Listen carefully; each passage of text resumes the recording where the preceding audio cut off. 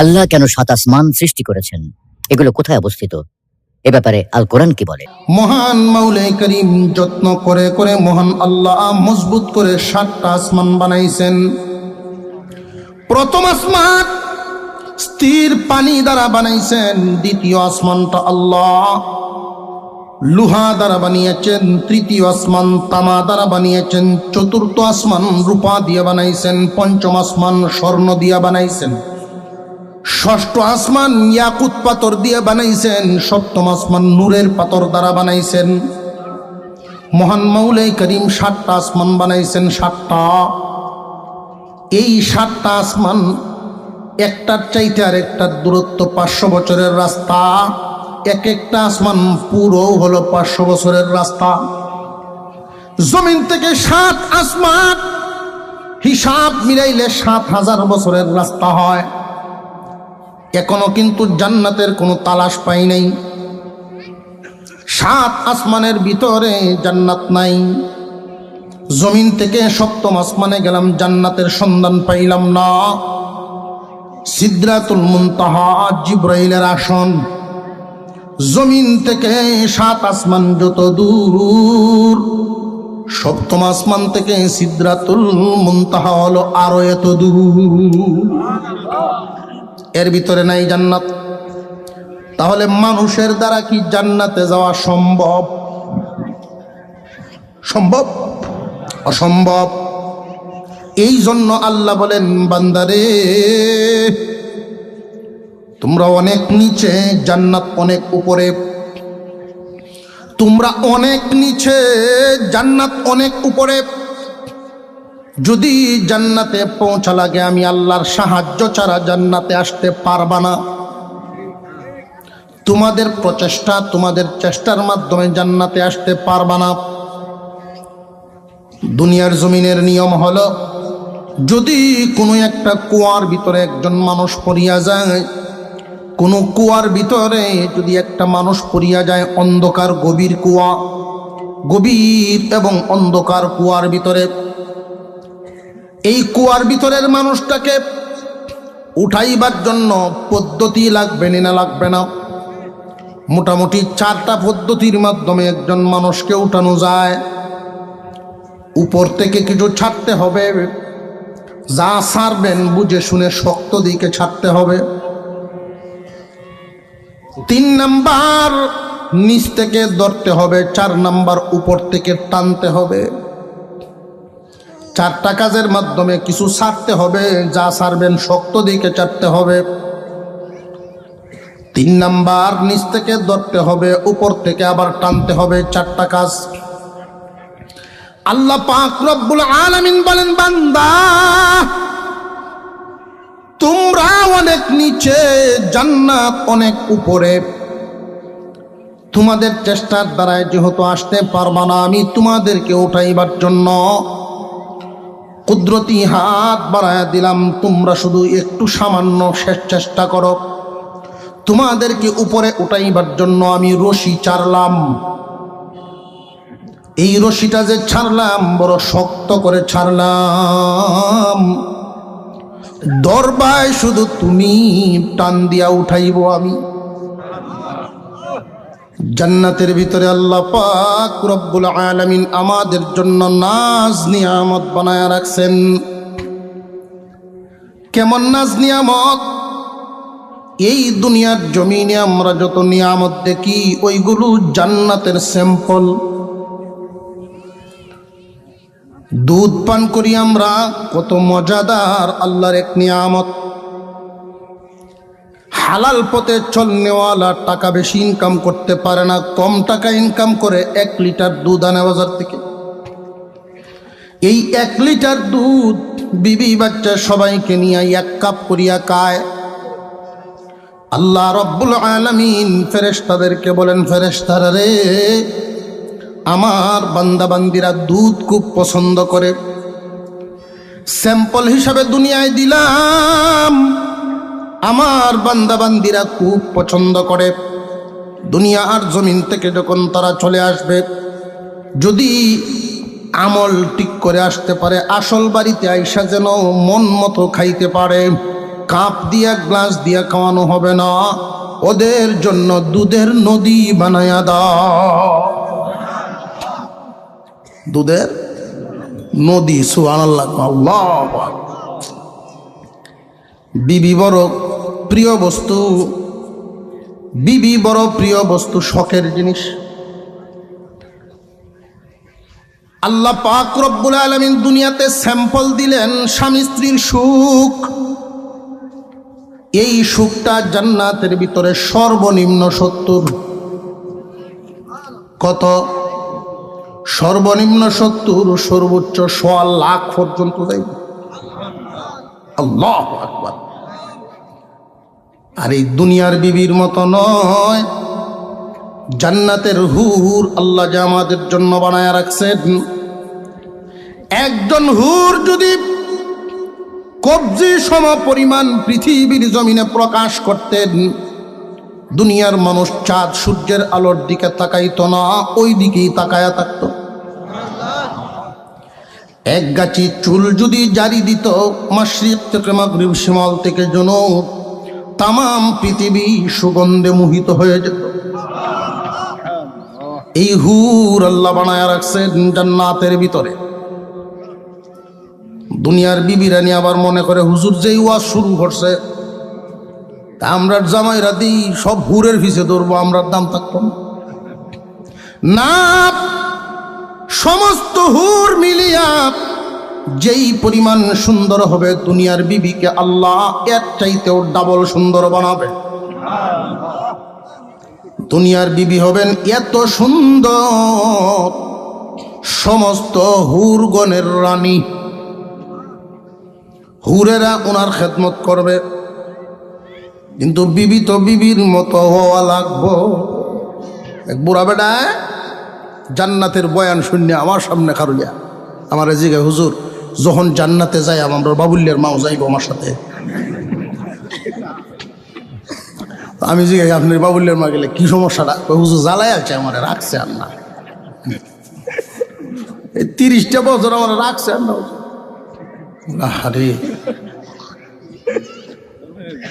তো জান্নাতের ভিতরে ঢুকার আগেই আমাদের মনের এই জ্বালানির অভ্যাস আর থাকবে না। জান্নাতের সামনে আল্লাহ পাক রব্বুল আলামিন ঝর্ণা রাখছেন, 2টা ঝর্ণা। একটা ঝর্ণার পানি দিয়া গোসল দেওয়া হবে, আর একটা ঝর্ণার পানি পান করানো হবে। যেই মাত্র ঝর্ণার পানি পান করায় দেওয়া হবে, মনের ময়লা শেষ। গোসল দেওয়ার সাথে সাথে 4টা পরিবর্তন। 1 নাম্বার বডির পরিবর্তন আসবে, 2 নাম্বার রং সুরতের পরিবর্তন আসবে, 3 নাম্বার কণ্ঠের পরিবর্তন, 4 নাম্বার চরিত্রের পরিবর্তন। 1 নাম্বার আদম আলাইহিস সালামের বডির মতো হয়ে যাবে সবার বডি। 60 হাত লম্বা, বর্তমানের মাপে 120 হাত, 60 গজ। আগের সময়ের যে হাত, বর্তমানের গজ। 120 হাত লম্বা যে ব্যক্তি 26 ইঞ্চি আছে না, এই বেড়াও 120 হাত। 120 হাত লম্বা, 14 হাত প্রশস্ত। প্রত্যেকের বডি হবে এমন। হুজুর সাল্লাল্লাহু আলাইহি ওয়াসাল্লাম সিদরাতুল মুনতাহার যেই বড়ইগুলো বর্ণনায় এসেছে, দুনিয়ার পাল্লা দিয়া মাপলে জান্নাতের এক একটা বড়ই 12 মণ ওজন। আবু জেহেলে শুনে কইতো ভালো হইছে, মুহাম্মাদের উম্মত এটা বেহেশতে যাইব বড়ুর তলে ভরে মুখ। কথা বুঝে আসতেছে? কারণ এই গাদায় তো জানে না মানুষের বডিও তো বড় হইব। 120 হাত লম্বা একটা মানুষের সামনে 12 মণ ওজন বড়ইটা তো আমরার কাছে আপেল যেমন। জোরে কর, খাওয়া খারে কয় বুঝন যাইব। আদম আলাইহিস সালামের বডির মতো বডি হইব। ইউসুফ আলাইহিস সালামের চাইতে আরো সুন্দর। দাউদ আলাইহিস সালামের চাইতে আরো কণ্ঠ আরো সুন্দর। 33 বছরের বয়সের যুবকদের মতো চেহারা, জীবনে কোনো দিন 34 হবে না। এত সুখ, এত শান্তির জায়গা। এই সুখ, শান্তি, আরাম আয়েশের জায়গার কথা স্মরণ হইলেই মানুষটার গুনাহ করার কথা না। এই দুনিয়ার মোহমায়ায় পড়িয়া, যেই বললাম নিরামিষ আর বর্তা দে ফেট ভরিয়া লায়, আসল জায়গা বাকি রইছে খবর নাই। সেই বাড়িতে যাওয়ার ইচ্ছা আমাদের আছে না নাই? কার কার আছে? নারায়ে তাকবীর। মুরব্বীরাও হাত তুলছে, দুইটা উড়িয়া, মুরব্বীরাও দুইটা উড়িয়া তুলছে। আল্লাহ পাক বলেন, ওয়াতাসিমু বিহাবলিল্লাহি জামিআ। ও দুনিয়ার মানুষ, আল্লাহর রশিকে শক্ত করে ধরো। আমরা আমাদের আসল বাড়ির দিকে যদি যাইতে চাই, প্রথমে তো দিকটা ঠিক করতে হবে, কোন দিকে আমাদের বাড়িটা। এরপরে রওনা দিব, আগের দিকটা ঠিক করি। ঢাকা থেকে একজন মানুষ যদি তার আসল বাড়িতে যাইতে চায়, যদি আমাদের কিশোরগঞ্জের দিকে বাড়ি হয়, চিটাগাঙ্গের টিকিট কাটলে হবে না। জান্নাত কোন দিকে আছে আগে বুঝতে হবে। ডান দিকে নাকি বাম দিকে, সামনে না পিছনে, নিচে না উপরে, কোন দিকে আছে দিকটা আগে ঠিক করে নেই। আল্লাহ পাক রব্বুল আলামিন কুরআনুল কারীমের এক আয়াতের মধ্যে বলেন, কুলনা বিতু মিনহা জামিআ। ও আদম হাওয়া, তোমরা সব নিচে নেমে যাও। যেই দিন আদম এবং হাওয়া দুজনকে আল্লাহ জান্নাত থেকে বাহির করেন, ওই দিন মহান মাওলাই করিম যেই শব্দটা ব্যবহার করেছিলেন, ওই শব্দ থেকেই আমরা বুঝতে পারি জান্নাত কোন দিকে হবে। আল্লাহ পাক রব্বুল আলামিন আদম হাওয়াকে জান্নাত থেকে বাহির করার সময় এই কথাও তো বলতে পারতেন যে বের হয়ে যাও। বের হয়ে যাও বলেন নাই, নেমে যাও বলেছেন। এতে বোঝা গেল জান্নাত কোন দিকে। কথা বুঝে আসতেছে আপনাদের? আল্লাহ পাক রব্বুল আলামিন এই শব্দটা ব্যবহার করে দুনিয়াবাসীকে ইঙ্গিত করে বুঝায় দিলেন, চিন্তা করে দেখো, পাইবা জান্নাত তোমাদের কোন দিকে। আল্লাহ পাক আমাদের জন্য যত্ন করে জান্নাত বানায় রাখছেন। জান্নাত যতটা ইনসান ততটাই জান্নাত। যতটা ইনসান বানাইছেন আল্লাহ পাক ততটা জান্নাত বানাইছেন। সবার নামেই একটা করে জান্নাত আছে। ওই জান্নাত যদি পাওয়া লাগে, জান্নাতের দিকে রওনা হওয়া লাগবে। আল্লাহ পাক আমাদের জন্য জান্নাত বানাইছেন। জান্নাত হলো উপরে। এই উপরের দিকে যদি যাইতে চাই, উপরের দিকে যদি রওনা দেওয়ার আগে আগে বুঝতে হবে কি পরিমাণ উপরে। যদি 10,000 মাইল উপরে হয়, 10,000 মাইল উপরে যদি জান্নাত হয়, আমাদের আগে খ্রিস্টান ইহুদি যারা বেঈমান ওরাই চলে যাবে, কারণ বিমান তো ওদের বেশি। জোরে কর, 10,000 মাইল উপরে নাই। যদি 1 লক্ষ মাইল উপরে হয়, বড়িবাড়ি ইউনিয়নের যত সম্পদ আছে সব বেচিয়া একটা রকেটের চিন্তা ভাবনা করিয়া আস্তে আস্তে ক্রমান্বয়ে সব বায়া দিলাম। বুড়া মই মুরব্বী যারা এরা আগে বাড়ায় দিলাম। এরপরে মহিলা শিশু যারা আছে এরা গেল। এরপরে আমরা যুবকরা আমার লয়ে যাচ্ছে, কিন্তু ভাবা তো যেত না 1 লক্ষ মাইল উপরে কি জান্নাত আছে? নেই। উপরের দিকে আমরা একটু নজর দেই, লক্ষ্য করে দেখবেন উপরের দিকে তাকাইলে সূর্য দেখা যায়। সূর্য বলের মতো বড়, অথচ বিজ্ঞানীরা বলে এই পৃথিবীর জমিন থেকে 13 লক্ষ গুণ বড়। এই সূর্যটা কত বড়? দুনিয়া থেকে 13 লক্ষ গুণ বড়। বিশাল বড় এই সূর্যটা এত ছোট দেখা যাওয়ার কারণটা কি? ছোট দেখা যাওয়ার কারণ হলো যেই জিনিস যত দূরে হয় দেখতে তত ছোট হয়। 9,30,00,000 মাইল দূরে এই সূর্য। এই সূর্যের যেই আলোটা দুনিয়ার জমিনে পড়ে প্রতি সেকেন্ডে 1,86,000 মাইলের উপরে। কি দ্রুত গতি! এই সূর্যটা কি পরিমাণ উপরে? 13 লক্ষ গুণ বড় সূর্য, 9,30,00,000 মাইল উপরে। আমরা উপরের দিকে তাকাইলে আরো কিছু বস্তু দেখি, তারকা। এই তারকাগুলো এক একটা তারকা হাজার হাজার সূর্যের চেয়েও বড়। এই এক একটা তারকা যদি হাজার হাজার সূর্যের চেয়েও বড় হয়, দেখা যায় তো মার্বেলের মতো, তাহলে বোঝা গেল সূর্যের চাইতে কাছে না আরো দূরে, অনেক উপরে। যতই যান তত্ত্ব পাবেন না। আসমান জমিন থেকে 500 বছরের রাস্তা। এই 500 বছরের রাস্তাটা কিসের গতিতে? নবীজি গতি উল্লেখ করেন নাই। সর্বোচ্চ গতি যেটাকে বলা যায়, সর্বোচ্চ গতি কি পাইলাম? আলোর গতি। একজন মানুষ যদি প্রতি সেকেন্ডে 1,86,000 মাইল যাইতে পারে, এমন গতি সম্পন্ন বাহন যদি কেউ বানায়াও ফেলে, তবু সে আসমানে পৌঁছতে পারবে না। কারণ বয়স তো 500 বছর নাই। নাতি হুতি দুটি লয়ে রওনা দিলেও কামাইত। কথা বুঝে আসতেছে? আসমান কি আমাদের মাথার উপরে একটা না আরো আছে? الذي خلق 7 سماوات طباقا। মহান মাওলাই করিম যত্ন করে করে মহান আল্লাহ মজবুত করে 7টা আসমান বানাইছেন।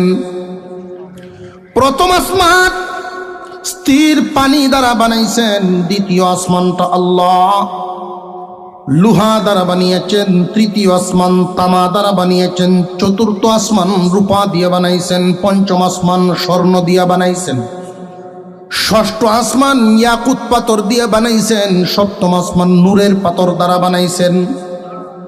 মহান মাওলাই করিম 7টা আসমান বানাইছেন। 7টা। এই 7টা আসমান একটার চাইতে আর একটার দূরত্ব 500 বছরের রাস্তা। এক একটা আসমান পুরো হলো 500 বছরের রাস্তা। জমিন থেকে 7 আসমান হিসাব মিলাইলে 7,000 বছরের রাস্তা হয়।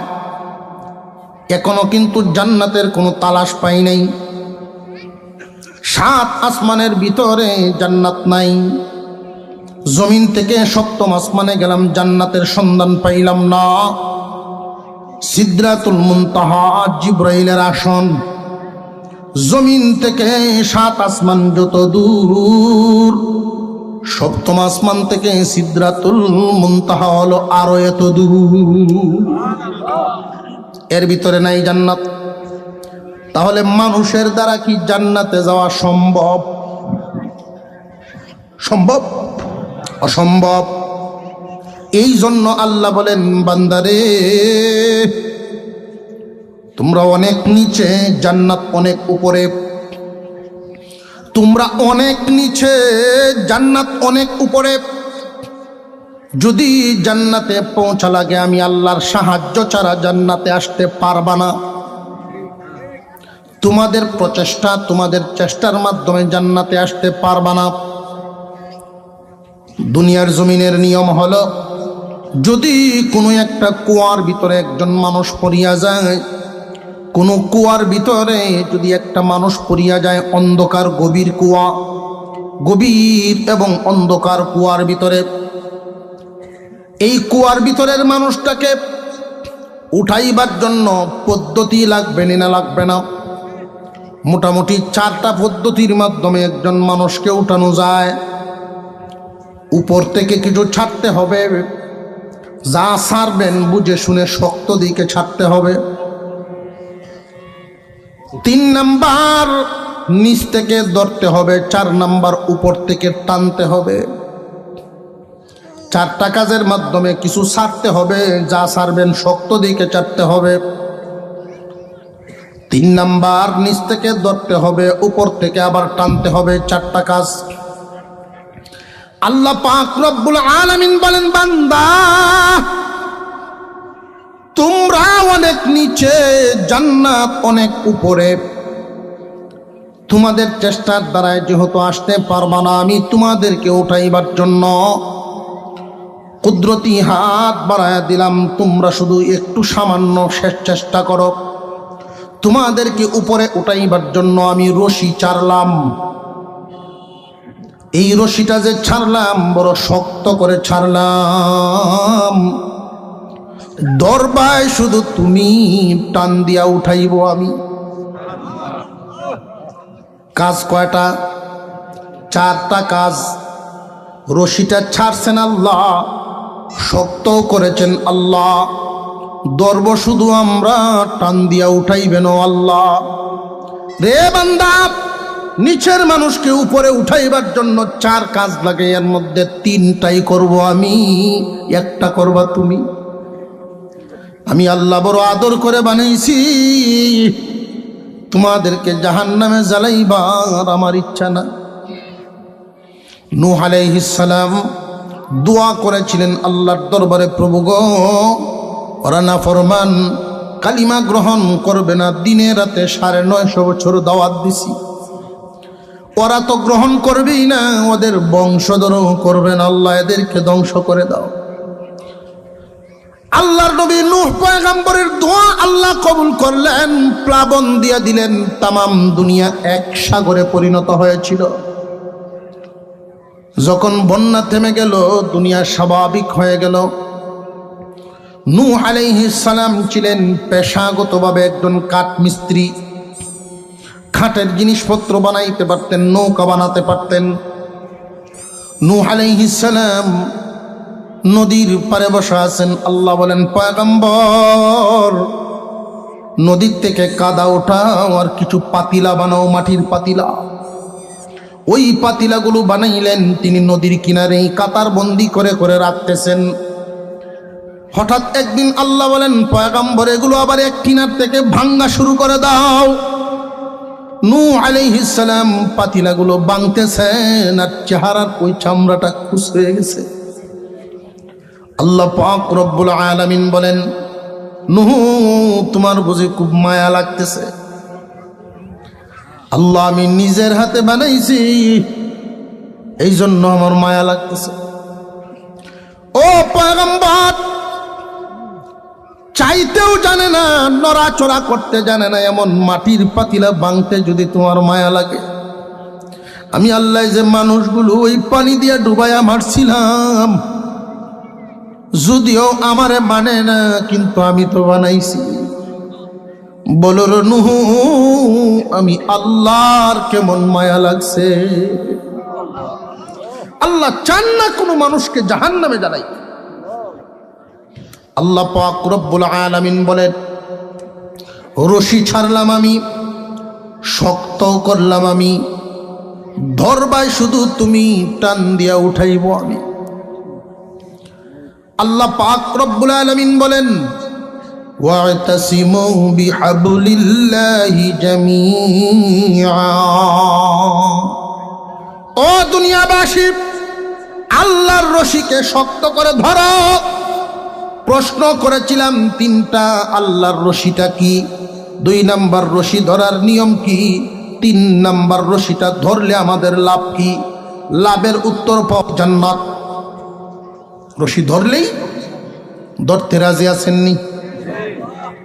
আল্লাহর রশি ধরলে জান্নাত। এখন যদি এই পর্যন্তই বয়ান শুনেন, বাকিটা আর না শুনেন, রশি তো খুঁজে পাওয়া লাগবো। এক বেড়ায় অর্ধেক শুনছে, বাকি আর অর্ধেক শুনছে না। রাত্রে ওয়াজ হয়, হুজুর বয়ান করতেছে মাইক দিয়া, তো আর আলসি করে আর ওয়াজের মাঠও আইছে না, বাড়ির শুয়ে শুয়া খেতার তলে বিড়ি খায় আর হুনে। এই রশি ধরলে জান্নাত, এই পর্যন্ত শূন্যাই ঘুমায় আসছে। পরের দিন ঘুম থেকে উঠি এখন তো রশির তালা শেষে পাগল পাড়া ঘুরতেছে, মনে মনে খালি খুঁজে রশি কই আছে। আল্লাহর রশি পাইতাম কই? 3 দিনের তবলিগে গেছে, রশি পায় না। এক চিল্লা লাগাইছে, রশি পায় না। কোনো আনোই যখন পায় না, আর একদিন সার দোকানও খবর পাইছে রশি। কারণ সায়ের দোকানটি দেখবেন এটা সংসদ ভবনের মতো, ছোটোখাটো সংসদ ভবন। বুদ্ধিজীবী আছে, এরপরে চাকরিজীবী, বুদ্ধিজীবী, রাজনীতিবিদ, বহু ধরনের লোক এই সার দোকানটির মধ্যে থাকে। কোনো একটা কথার লাগাল যদি ভাই এদের দোয়াবার হলে ছেড়ে দিব।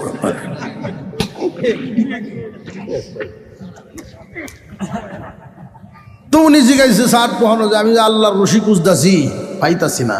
আরেক বেটা কয় বেটা ভাই এনো করলে হইব, আল্লাহর রশি ফরিদপুর। ওহন বুঝছেন, আল্লাহর রশি বলে ফরিদপুর, 8 রশি। সাবধান, আল্লাহ বুঝাইছেন রশি বলে একটা, আর তুমি বুঝো গে আরেকটা। আল্লাহর রশি বুঝি ফরিদপুর, 8 রশি। আল্লাহ বুঝি 8 রশি বুঝাইছে, আল্লাহর রশি কইয়া। যেখান তেখান থেকে কোরআনের ব্যাখ্যা নিবেন না, কোরআনের অর্থ বুঝবেন না। যে কেউ তার সুবিধায় বুঝাই দিল, এটা নেওয়া যাবে না। পৃথিবীর সমস্ত মুফাসসির একমত, আল্লাহর রশি হলো কুরআনুল কারীম। আল্লাহর রশি কুরআনুল কারীম। তার সুবিধায় বুঝাইব রশি বলে 8 রশি। জান্নাতের দরজা 8টা, রশি ধরবা 8টা, দরবার যাইবা গেলেই বলে পরিষ্কার। 8 রশি দিয়া 7-এর ডাজে 7 রশি, 7-এর গ্রাম আছে একটা 7 রশি, এটার নাম 8 রশি, 7-এর নাম 7-এরটা 7 রশি। কথা বুঝে আসতেছে? আল্লাহ পাক রব্বুল আলামিনের রশি কুরআনুল কারীম। কোরআনকে রশি কেন বললেন? মুফাসসিরিনে কেরাম বলেন, তোমাদেরকে নিচের থেকে উপরে উঠাইবেন। যে কয়েকটা বস্তুর মাধ্যমে নিচের মানুষকে উপরে উঠানো যায়, এর মধ্যে মইও আছে, বাঁশ আছে, রড আছে, এগুলোর মাধ্যমে উঠানো যায়। কিন্তু আল্লাহ রশি কেন বললেন? অন্ধকার কুয়ার ভিতরে একটা মানুষ রড ছাড়লে ভয় আছে যদি তার গাঢ় পড়ে, বাঁশ ছাড়লে ভয় আছে যদি মাথাত পড়ে। আল্লাহ রশি বলে এটা বুঝাইলেন তার মাথাত পড়লে কোনো আঘাত পাবে না, যে কোনো বয়সের মানুষটা বহন করতে পারবে। আল্লাহ রশি বলে এটা বুঝাইলেন বান্দা, কোরআনে এমন বিধান রেখেছি সব ধরনের মানুষের যেন সেই বিধান বহন করতে পারে।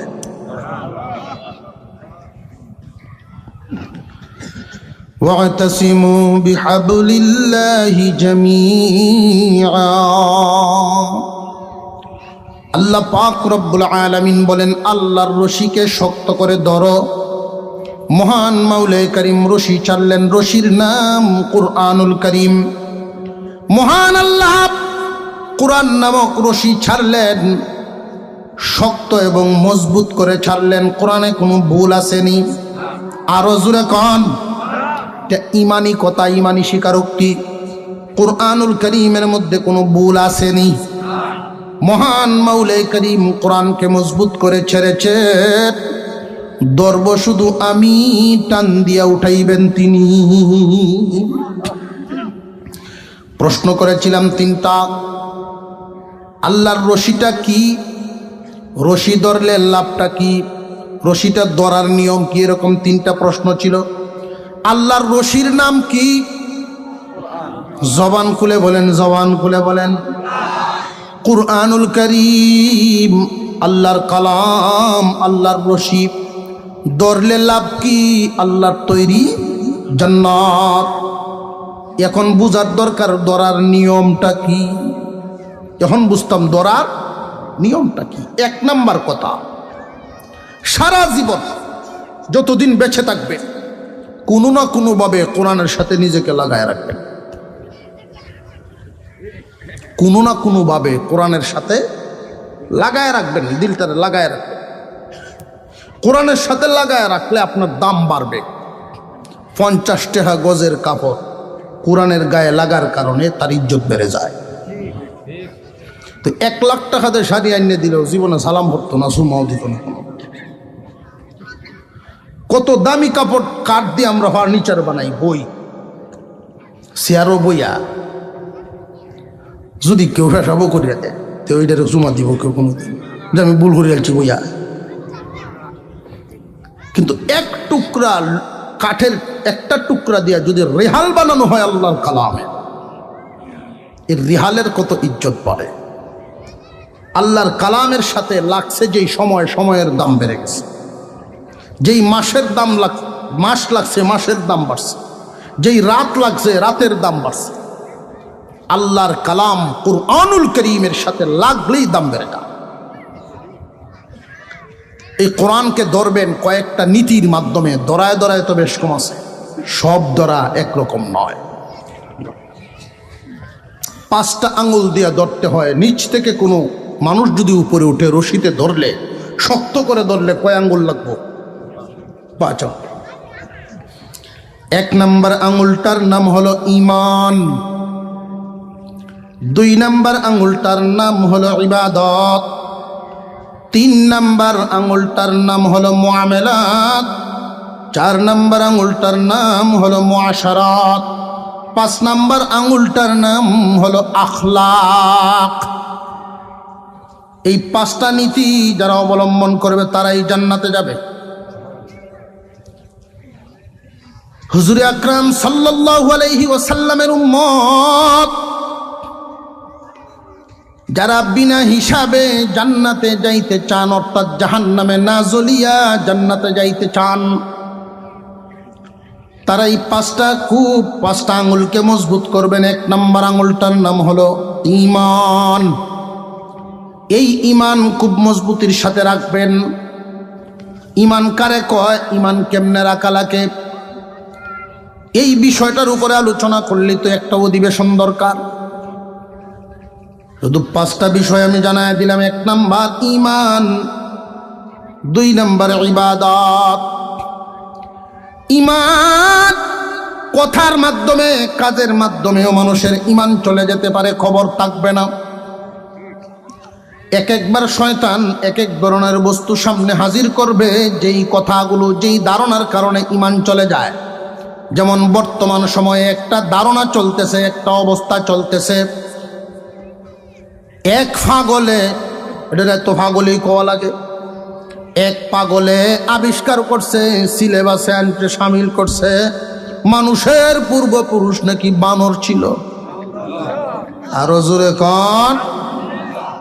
শিক্ষিত মাঝে মাঝে পাগল হয়, শিক্ষিত পাগল হয়। যেই মানুষটা এই জাতের কথা বলবে, এই কথা বিশ্বাস করবে, অথবা এই কথাটাকে মনে মনে ঘৃণা না করবে, এই মানুষগুলোর ঈমান থাকে না। এই বিষয়টাকে মনে মনে মেনে নেওয়া না ঘৃণা করা। ঈমানদারের 3টা স্তর। ঈমানদারের 3টা স্তর। 1 নম্বর ঈমানদার হাত দ্বারা প্রতিবাদ করব, রাস্তা থাইলে রে ছড়াইব। করছসটা কি তুই? তোর মনে চায় না তুই তোর মতো ধর্ম লয়ে বয়ে থাক, আমার ধর্ম তুই হাত দিবে কেন লাগি? 1 নম্বর হাত দ্বারা প্রতিবাদ করা। ফাল ইউগাইয়িরহু বিয়াদিহি, ঘুরায় দাও হাত দ্বারা। যদি হাত দ্বারা প্রতিবাদ করার ক্ষমতা তোমার না থাকে, তাহলে জবান দ্বারা প্রতিবাদ করবা, মুখ দিয়া প্রতিবাদ করবা। মুখ দিয়া যারা প্রতিবাদ করবে এরা 2 নম্বরের ঈমানদার। 3 নম্বর সর্বনিম্ন স্তর, মনে মনে অন্যায়কে ঘৃণা করবে। যদি এই ঘৃণাটাও না থাকে যে আমার দলের লোক, ঘৃণাটা করি কেমনে, তাহলে জানবেন দল বাঁচাইবেন, ঈমান বাঁচবে না।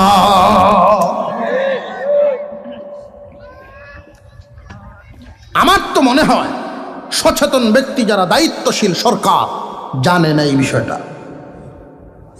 এই পাগল দায়িত্ব ভায়া যা মনে চায় তা, শিক্ষিত পাগল হয় মাঝে মাঝে। মুসলমানের টাকায় স্কুল প্রতিষ্ঠান চলে, শিক্ষকদের বেতন দেওয়া হয়, বইয়ের পাতা চাপানো হয়, আর আমাদের সন্তানদেরকে এই সিলেবাস পড়ানো হবে, এই দেশের মুসলমান তা মেনে নেবে না।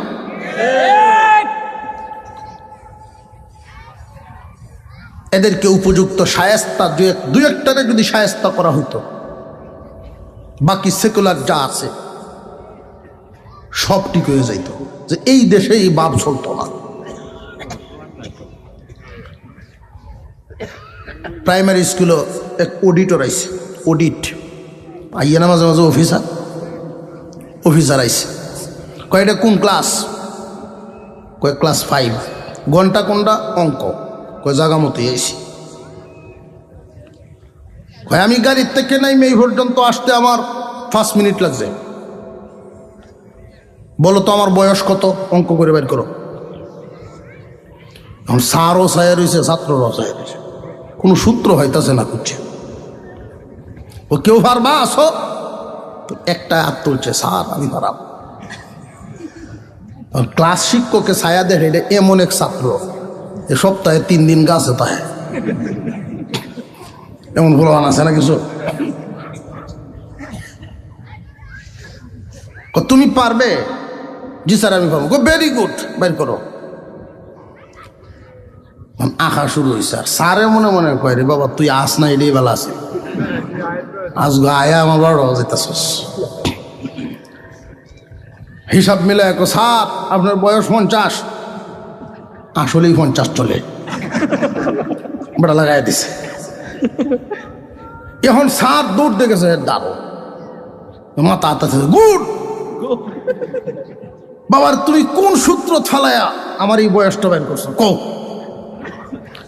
স্যার আমরা 7-এর গরু, একটা আধা পাগল আছে 25 বছর বয়স, আপনি বুড়া পাগল এই জন্য 50 বছর।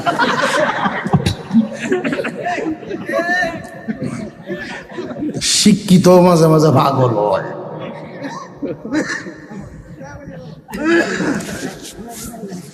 কথার দ্বারায় ধারণার দ্বারায় হাসতে হাসতে ইমান চলে যাবে। সতর্ক থাকতে হবে, ইমানকে হেফাজত করতে হবে। 1 নাম্বার ইমান, 4টা হলো আমল, প্রথমটাই কিন্তু ইমান। প্রথমটার গুরুত্ব কি কম না বেশি? তাকায় দেখেন, আমি যে আঙ্গুলটির মধ্যে ধরছি, সময় কম কি তা কইতা, এই আঙ্গুলটা কিন্তু খুব বেতালা, কাজা লাগাওরা আর ধন্যবাদ দেওরা। আগেই দেখাইলে মানুষ গরম হয়ে তো খুব সাংঘাতিক, কিন্তু ওহন দেখাইলে অনেকে বুঝে না ধন্যবাদ দিছে মনে হয়, ঠিক আছে না? ফখরে বাঙ্গাল তাজুল ইসলাম রহমতুল্লাহ আলাই পাকিস্তানি পুলিশরা আঙ্গুল দেখায় বসে, পুলিশরা আলেমুল আমাদেরকে নিয়ে তুচ্ছ তাচ্ছিল্য করতেছে। আলেমরা কোন কামো লাগে, আলেমরা কেয়ার লাগি? তখন হুজুর কয় হ্যাঁ আলেমরা এই কামো লাগে, এই কামো।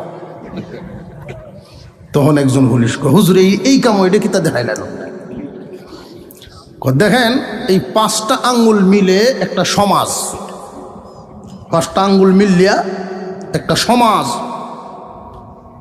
এই 5টা আঙ্গুলের মধ্যে দেখেন এই যে আঙ্গুলটা, এটা গঠনগতভাবে ওইটির সাথে মিল নাই,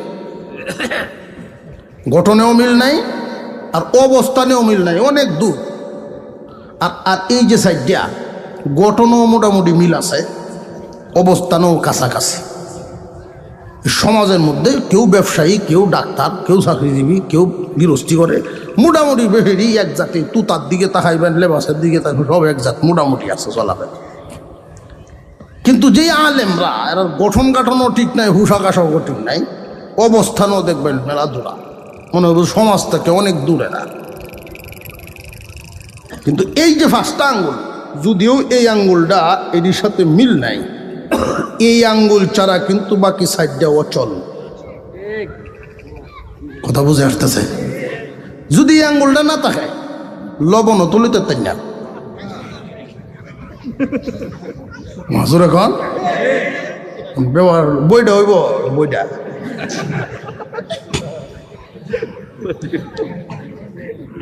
এই আঙ্গুলটা ওলামায়ে কেরাম ছাড়া সমাজ অন্ধকার হবে, এটা নিশ্চিত। 1 নম্বরে ঈমান, দুই নম্বরে ইবাদত। ইবাদত কাকে বলে? সংক্ষিপ্ত আকারে বলি, আল্লাহর হুকুমে জীবনযাপন করা। আল্লাহ যা নিষেধ করেছেন ওইগুলোর কাছে না যাওয়া, আল্লাহ যা আদেশ করেছেন এইগুলো না ছাড়া। বিশ্বনবীর তরিকায় জীবনযাপন করা, নিজের মতে চলার নাম জিন্দিগি, আর নবীজির তরিকায় চলার নামই বন্দিগি। নিজের মতে চলবেন, এটা জিন্দিগি। খিদা লাগলে খাওয়া লাগে, খাইবেন, যে কোনোভাবে খাইলে খিদা নিবারণ হবে, নেকি হবে না। কিন্তু সুন্নত তরিকায় দস্তরখান বিছায়া যদি খানা খান, খিদাও কমবো, সব হইব। বিশ্বনবীর তরিকায় জীবনযাপন করবেন, ওইটাই বন্দিগি। তিন নম্বর মুআমেলাত, অর্থাৎ লেনদেন, লেনা দেনা পরিষ্কার রাখবেন। আমরা তো নিজেরটা বুঝি 16 আনা, আর একজনটা 3 আনাও বুঝি না। বুঝেছে? কলা গণ্যে দেয় বেটা বাজারও, আলি গণ্যে দিতেছে, পায়ারি বেছে, মাঝে মাঝে 3টে দেলায়, আলি 3টে দেলায়। তো দেলতে বেটা বুঝাই না, 3টে দেল চল। হ্যাঁ, মাথাটা ঠিক নাই, রইতে যাইছি, আবার ঠিক করে। এরকম 3-4 বার করে আছে। তখন যুবক মুরব্বী, আপনার মাথাটা ঠিক নাই মিয়া, তো 3টে মাঝে মাঝে 5টা দেল তার না। কথা বুঝে আইতেছে? কবেটা 5টা যে দেই না, বেটি হইলে ও তো বেটি কইছে, বেটি হইলে ও তো বেটি কইছে না। আমরা সব সময় লেনদেনের ক্ষেত্রে মানুষ লক্ষ্য করবেন, নিজেরটা 16 আনার উফরে যাইতো চায়, আর পরের দ্বারে 3 আনাও মূল্য দেয় না। জানিয়া রাখবেন, বিশ্বনবীর উম্মত ইউহিব্বুহু মা ইউহিব্বু লিনাফসিহি। নবীজির উম্মতের একটা খাসলত হবে, নিজের জন্য যেটা পছন্দ করে আরেকজনের জন্য এটাই পছন্দ করো। নিজের জন্য যেটা অপছন্দ, অন্যের জন্য এটাই অপছন্দ। লেনদেন সঠিক রাখবেন, অর্থনৈতিকভাবে লেনা দেনা, কার কি হক আছে, কার কি পাওনা আছে।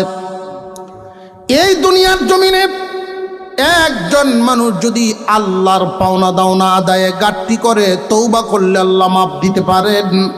কিন্তু বান্দার হক যদি কেউ নষ্ট করে, লেনদেনে ঝামেলা করে, মহান আল্লাহ এটা মাফ দিবেন না। 4 নম্বর মুআশারাত, আচার আচরণ। আচার আচরণের মাধ্যমে তুমি যদি তোমার মহল্লাবাসী, এলাকাবাসীকে খুশি করে দুনিয়া থাকতে পারো রে বান্দা। প্রত্যেকটা মানুষ এই দুনিয়ার জমিন থেকে বিদায় হওয়ার পরে আল্লাহর পক্ষ থেকে একজন ফেরেশতা পাঠায় দেওয়া হয়। নারী হোক আর পুরুষ হোক, প্রত্যেকের বেলায় এমন ঘটনা ঘটবে। একজন ফেরেশতা আসিয়া আপনার মহল্লায় চক্কর লাগাবে, মানুষের মুখ থেকে আপনার ব্যাপারে তথ্য নেওয়ার জন্য রিপোর্ট লিখতে থাকবে। মানুষে তার ব্যাপারে কি বলে। যদি লোকেরা বলে যে না, লোকটা বড় ভালো মানুষ ছিল, এই লোকটা খুব ভালো মানুষ ছিল, তার হাত দ্বারা, জবান দ্বারা কেউ কোনোদিন ক্ষতিগ্রস্ত হয় নাই।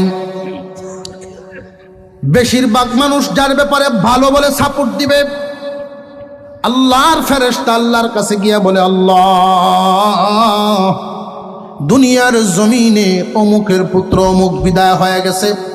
তার মহল্লাবাসী যেইখানে সে বসবাস করত, এলাকাবাসী, প্রতিবেশী সব তার আচার আচরণে খুশি আছে। সবাই তারে ভালো বলিয়া সাপোর্ট দিয়েছে, ভোট দিয়েছে। আয় আল্লাহ, বেশিরভাগ মানুষ তারে ভালো বলছে, এই যে রিপোর্ট নিয়ে আসলাম। আল্লাহ পাক বলেন, ফেরেশতারা রে, আমার এই বান্দার কিছু গোপন গুণ আছে, এলাকাবাসী জানে না, প্রতিবেশী জানে না, এমনকি বউও জানে না। এমন কিছু গোপন গুণ আছে। বান্দা যেহেতু তার আচার আচরণের মাধ্যমে এলাকাবাসীর কাছে ভালো সাপোর্ট পাইছে, আমি আল্লাহ খুশি হয়ে গেলাম। খুশি হয়ে তার গোপন গুনাহগুলো আমি গোপনেই মাফ করে দিলাম। আচার আচরণ এত সুন্দর রাখবেন, আপনার হাত দ্বারা, জবান দ্বারা যেন মানুষ কষ্ট না পায়। আল্লাহ গোপন গুনাহ গোপনেই মাফ করে দিবেন। আচার আচরণ যদি আপনি মানুষের সাথে ভালো করতে পারেন। আচার আচরণ মানুষের সাথে ভালো যদি করতে পারে। একটা মানুষ মানুষের ব্যাপারে বুট দেয় কখন? এক নাম্বার হইল একটা মানুষের সাথে দীর্ঘদিন চললে তার সাথে বোঝা যায় লোকটা কেমন। দুই নাম্বার লেনদেন করলে। আর আমরা করি কি তা জানাজা সামনে লইয়া জিগাই লোকটা কেমন আছেন গো, জিগানি না জিগাই না, এইভাবে জিগানি নিষেধ। এবার জিগানি কি নিষেধ। আর উপস্থিত সবাই যে হ্যাঁ না বালা আসিন বালা আসিন, এটা না পারি হতো না। আমি একটা জানাজাত গিয়ে সামিল হয়েছিলাম, চিনি না, রাস্তাত পড়ছে তো সবার পিছনে গিয়ে কারো একটু সব কামায় যায়।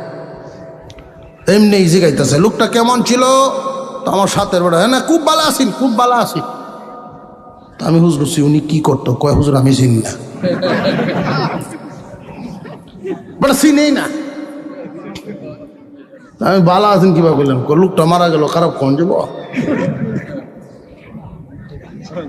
এই সাপোর্টের কোনো গ্রহণযোগ্যতা নেই। ফেরেশতায় গোপনে গোপনে ঘুরবে। লোকটার মৃত্যুর খবর যখন মাইকে এলান হয়, মানুষ শুই না এমনি আক্ষেপ করতে থাকে, হায়রে লোকটা বড় ভালো মানুষ ছিল। লিখা হয় ওইটা হইল গ্রহণযোগ্য আল্লাহর কাছে। 5 নাম্বার হলো আখলাক, চরিত্র। মানুষের চরিত্রটা এমন সুন্দর করা চাই। চরিত্র বলতে আমরা আমাদের যেই বিষয়টাকে বুঝি, লজ্জাস্থান হেফাজত করবেন, চক্ষু হেফাজত করবেন। যে সমস্ত যুবকেরা তার চরিত্র হেফাজত করতে পারে, যুবতীরা চরিত্র হেফাজত করতে পারে, আল্লাহ পাক এদের জন্য দুনিয়াতে এবং আখিরাতে নিয়ামত দান করেন। যে সমস্ত যুবক যুবতী তার চরিত্র নষ্ট করবে না, আল্লাহ এদেরকে হাসরের মাঠে কষ্ট দিবেন না, আল্লাহর আরশের ছায়াতলে এদেরকে স্থান করে দিবেন। দুনিয়ার জমিনে যেই মানুষটা তার চরিত্রকে হেফাজত করে রাখতে পারে, আল্লাহ এই দুনিয়াতে যতদিন বাঁচায়া রাখবেন ওই মানুষটারে সম্মানী করবেন, সম্মানী করবেন। আল্লাহ যেন আমাদেরকে আমলের তৌফিক দান করেন, আমরা বলি আমিন। আরো জোরে বলেন আমিন। মনে আছে তো কয়টা কথা, কয় আঙ্গুল দিয়ে ধরতে হইব? 5 আঙ্গুল। 1 নাম্বার আঙ্গুলটার নাম ঈমান, 2 নাম্বার আঙ্গুলটার নাম ইবাদত, 3 নাম্বার আঙ্গুলটার নাম মুআমালাত, 4 নাম্বার আঙ্গুলটার নাম মুআশারাত, 5 নাম্বার আঙ্গুলটার নাম হলো আখলাক। এই 5টা নীতি ঠিক রাখবেন, ঈমান ঠিক রাখবেন, ইবাদত ঠিক রাখবেন, মুআমালা লেনদেন ঠিক রাখবেন, আচার আচরণ ঠিক রাখবেন, চরিত্রখান ঠিক রাখবেন। এই 5টা নীতি যেই মানুষ অবলম্বন করতে পারে, আল্লাহ রব্বুল আলামিন ওই মানুষের জন্যই জান্নাতের ব্যবস্থা। আল্লাহ যেন আমাদেরকে আজকের এই আলোচনার উপরে আমল করার তৌফিক দান করেন, বলুন আমিন। আরো জোরে বলেন আমিন।